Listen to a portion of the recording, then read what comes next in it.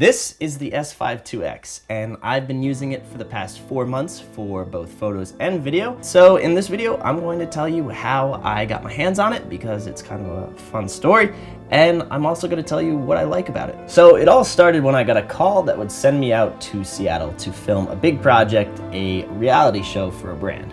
Now, I was supposed to go out there just to cam op and to do all the aerial work, but the day of filming, we got a call and one of the contestants of the show had to pull out last minute. So the room got pretty quiet. Everyone looked at me and was like, "Do you want to be on the show?" And I said yes. Yo, get the speaker box loud, hitting that stuff till you hearing that sound.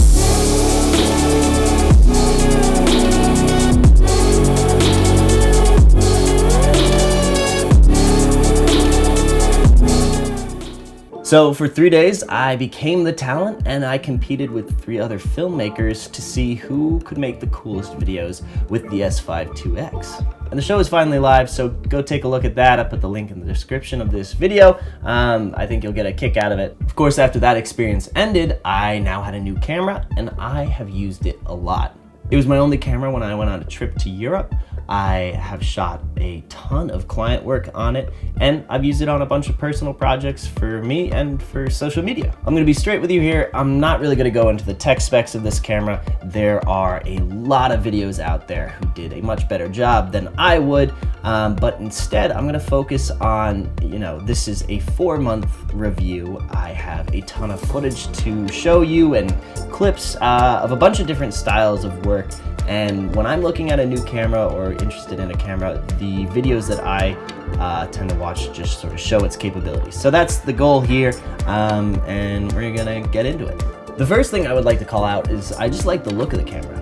Lumix did a great job. They got rid of the white logo and they turned it black. So it's got a logo, you can see it, but from afar, it looks just like a blacked out camera, which is great because when I'm shooting on the streets of New York, I don't really want to draw attention to myself, and sometimes logos can do that.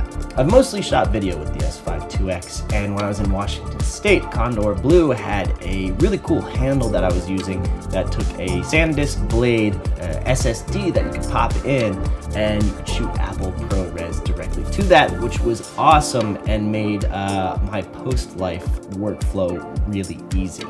I really love to rock a stripped down camera, so when I got home, I actually shelved the Blade for more serious projects when I would need that sort of boost in post-editing work at the end.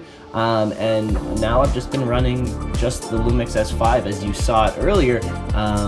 Just the lens, the 24-70, and the body. It's got a great in-stabilization system, so I can really just sort of show up. It's me and the camera, and for a lot of the social media work, that works out really well. It's not as intimidating to have a big camera, and I have found that I get kicked out of places less than when I'm rocking either my Red or my C300 or some of my bigger rigs, so I really like that. The other thing I love about this camera is the colors. Now, it's pretty widely known that Lumix and Leica have a partnership together. They share technologies, and they share optics with each other. They share color science, and I have a Leica Q2. It was my go-to camera before this one. I took it everywhere with me, and I have a lot of presets for that.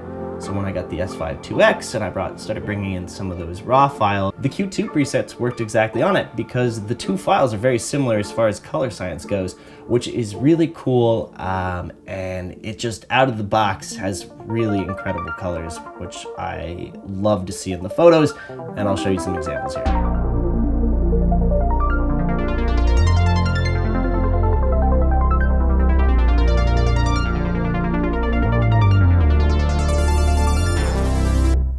So those are my thoughts on the S5 IIX. I hope you got something out of this. The biggest thing is basically I like this camera 90% of the time when I'm reaching to grab a camera to go on a shoot. This is the one that my hand lands on.